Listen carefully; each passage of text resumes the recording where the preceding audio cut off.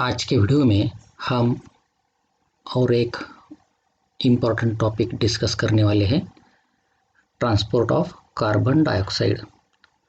Friends, आपको पता है टिश्यूज़ में CO2 is produced as the metabolic waste, and as it is the metabolic waste, it must be removed from the cells. If it is accumulated in the cells, it may be harmful to the cells.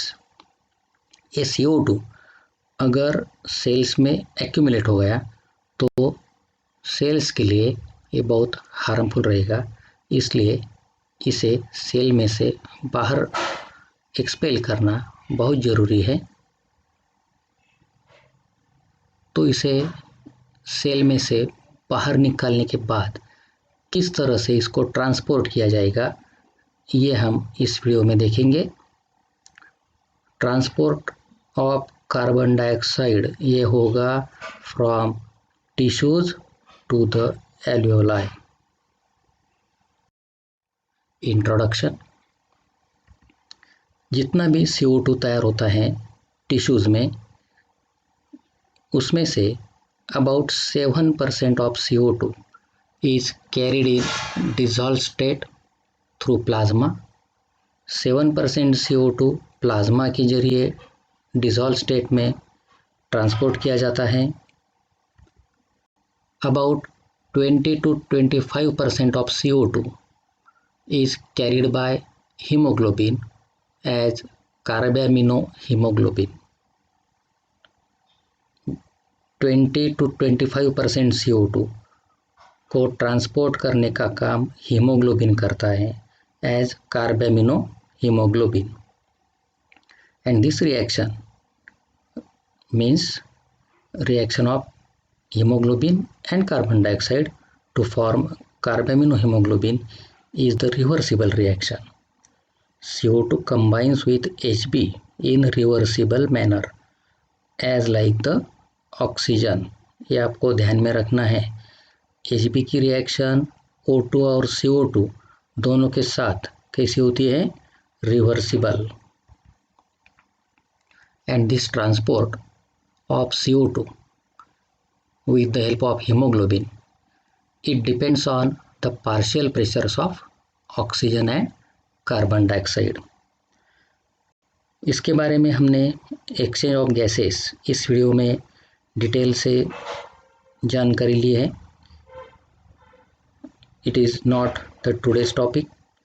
If you want to understand it, you can watch that video, exchange of gases. Reaction किस तरह की होती हैं? देखो, CO2 combines with hemoglobin to form HbCO2, that is carbaminohemoglobin.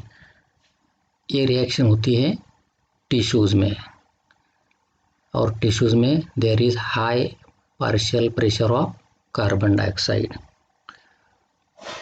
ये reversible reaction है, इसलिए ये जो HbCO2 है, it again forms CO2 and Hb at the alveoli level. In alveoli हमें पता है there is low partial pressure of CO2 and there is high partial pressure of oxygen. Important points: about 70% of CO2 is transported as bicarbonates. CO2 3 ways से transport किया जाता है। इससे पहले हमने 2 वेज के बारे में सुना, एक in dissolve state as plasma, second with the help of haemoglobin, and this is the third way, that is as bicarbonates, and most of the CO2 form is transported as bicarbonates. Objective के लिए यह और एक बहुत important statement है। 100 ml of deoxygenated blood delivers about 4 ml of CO2 to alveoli. 100 ml deoxygenated blood कितना CO2 alveoli की तरफ लेके जाता है? About 4 ml. हम फिर से उसको रिवाइज करेंगे. देखो, CO2 produce by tissues. Tissues में CO2 प्रोड्यूस हो गया as the result of metabolic activities. This CO2 it diffuses into tissue fluid. Tissues में से ये बाहर आया CO2 टिश्यू फ्लूइड में. टिश्यू फ्लूइड को हम इंटरस्टिशियल फ्लूइड भी कहते हैं. इसके बारे में हमने डिटेल से पढ़ा है लिम्फेटिक सिस्टम वीडियो में. और ये टिश्यू फ्लूइड जब लिम्फ कैपिलरी में एंटर करेगा तब हम उसे कहते हैं लिम्फ. तो ये CO2 भी टिश्यू फ्लूइड में या इंटरस्टिशियल फ्लूइड में डिफ्यूज़ हुआ. वहाँ से CO2 डिफ्यूज़ होता है ब्लड में, यानी ब्लड प्लाज्मा में. ब्लड प्लाज्मा में से CO2 RBCs में आया और सम CO2 about 7% it is dissolved in plasma, but remaining about 90 to 95% of CO2 it enters inside the RBCs or erythrocytes. RBCs में एक बहुत ही इम्पॉर्टेंट एंजाइम प्रेजेंट होता है. इसका नाम है carbonic anhydrase. This is the most important point for objective questions. Enzyme का नाम आपको ठीक से याद रखना है. आरबीसी में कौन सा एंजाइम है? Carbonic anhydrase. It is one of the fastest acting enzyme. This enzyme it is zinc containing enzyme. RBC में इस कार्बोनिक अनहाइड्रेज एंजाइम के इन्फ्लुएंस के under CO2 combines with H2O. CO2 and water molecules they combine and H2CO3 is formed, यानी carbonic acid तैयार होता है. This H2CO3 is highly unstable in nature. As it is formed, it immediately dissociates to form two types of ions, that is HCO3 minus ions and H plus ions, यानी bicarbonate ion और hydrogen ion. ये तैयार हुए H2CO3 के dissociation की वजह से. ये पॉइंट याद रखो, अगले एक्सप्लेनेशन में आपको काम आएगा. H2CO3 डिसोसिएट होके कौन से दो आयन्स तैयार हुए? HCO3 minus and H plus. See, this is the reaction. This reaction is also important for the objective questions. CO2 and H2O, carbon dioxide and water, they combine in presence of carbonic anhydrase enzyme to form H2CO3. This is the reversible reaction.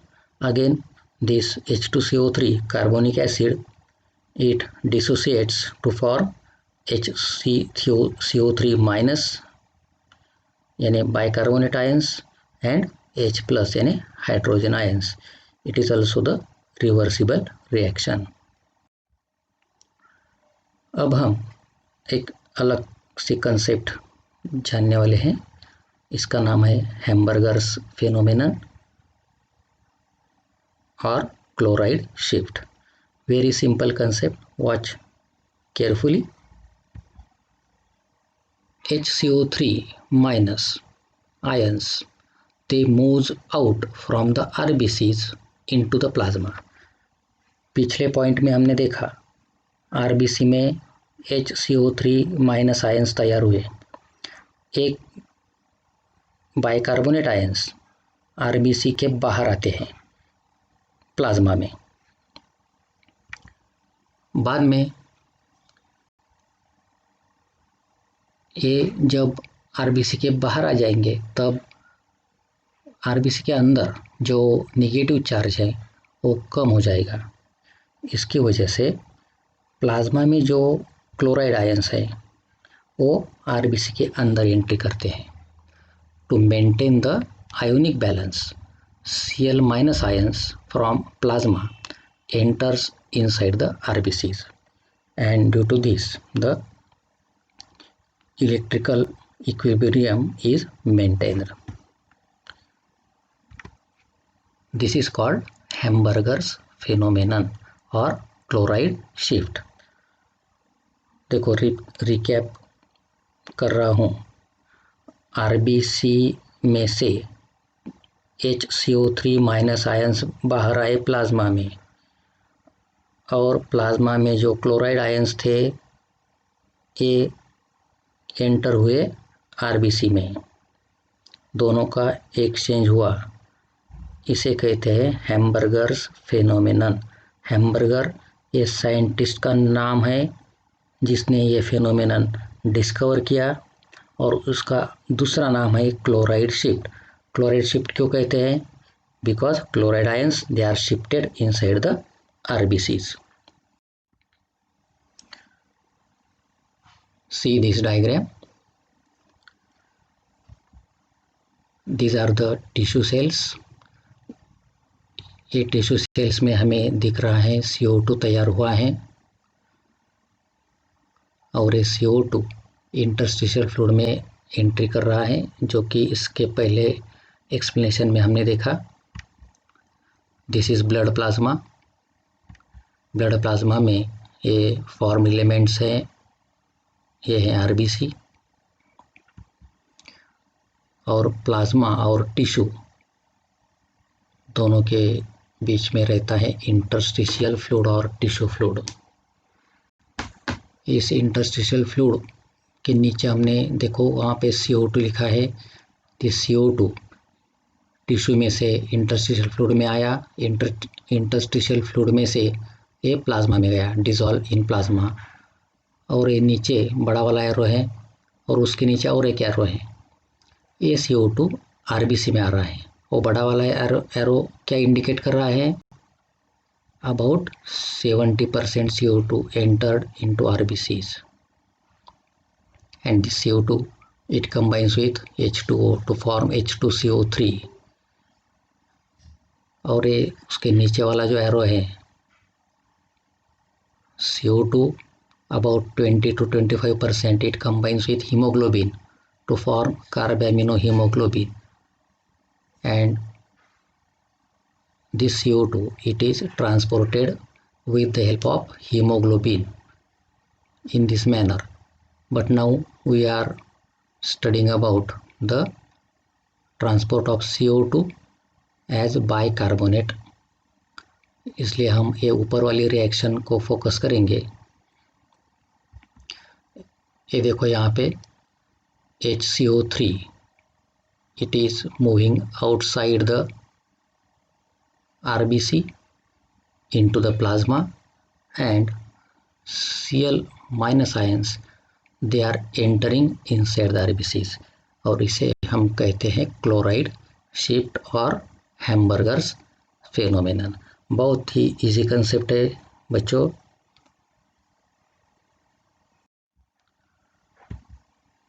In plasma HCO3 minus ions combines with sodium ions to form NaHCO3। ये NaHCO3 तैयार होता है plasma में।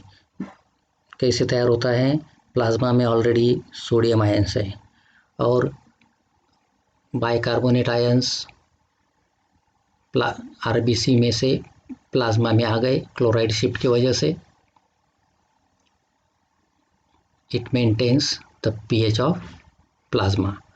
इसकी वजह से plasma का pH भी मेंटेन किया जाता है। H+ ions in RBCs combines with hemoglobin to form HHAB, that is reduced hemoglobin or hemoglobinic acid.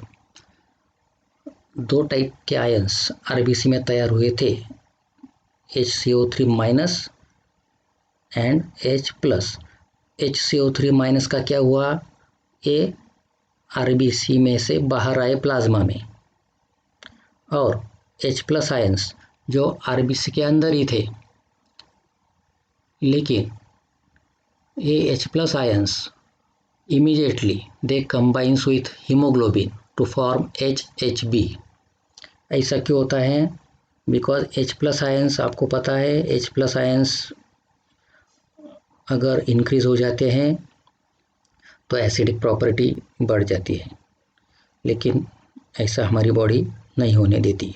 इसलिए ये जो H प्लस आयंस हैं ये इमीडिएटली हीमोग्लोबिन के साथ यूनाइट हो जाते हैं। In this case haemoglobin acts as buffer, otherwise H plus ions may have increased the acidic condition in RBCs. ये HHB जब ब्लड में से एलोलाई की तरफ आता है तब क्या होता है, HHB combines with O2 oxygen, जो कि हम इंस्पायर करते हैं, और तैयार होता है oxy haemoglobin and H plus ions. तो देखो यहाँ पे H प्लस आयंस फिर से जनरेट हो गए, फिर से H प्लस आयंस तैयार हो गए, लेकिन यहाँ पर भी H प्लस आयंस को ऐसे ही खुला नहीं छोड़ा जाएगा, क्योंकि H plus ions acidic property बढ़ा देगा। इसलिए क्या होता है, HCO3 minus ions they again enter inside the RBCs. जो पहले HCO3 आरबीसी के बाहर आ गए थे, वो HCO3 माइनस आयंस फिर से कहाँ आते हैं, आरबीसी में। और जो chloride ions Cl minus ions RBC में आए थे, they move out into the plasma again.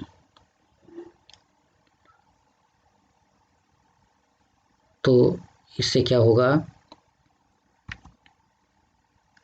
Reverse chloride shift. यानी क्या हुआ, देखो पहले वाले केस में हमने देखा हैम्बर्गर्स फेनोमेनन में, उसका दूसरा नाम था क्लोराइड शिफ्ट, उसमें प्लाज्मा से क्लोराइड आयंस है आरबीसी में। अब क्या हो रहा, आरबीसी में से क्लोराइड आयंस जा रहे वापस प्लाज्मा में, वापस जा रहे हैं, इसलिए हम उसे कहते हैं रिवर्स क्लोराइड शिफ्ट। तो इस तरह से HCO3 minus ions they are entered inside the RBCs. H plus ions they are already generated in the RBCs. फिर क्या होता है, inside RBCs H plus and HCO3 minus ions they combines to form H2CO3, carbonic acid तैयार हुआ फिर से। देखिए reaction में HCO3 minus plus H plus, it gives H2CO3 यानी carbonic acid. Here the enzyme carbonic anhydrase is necessary. This H2CO3 now it splits.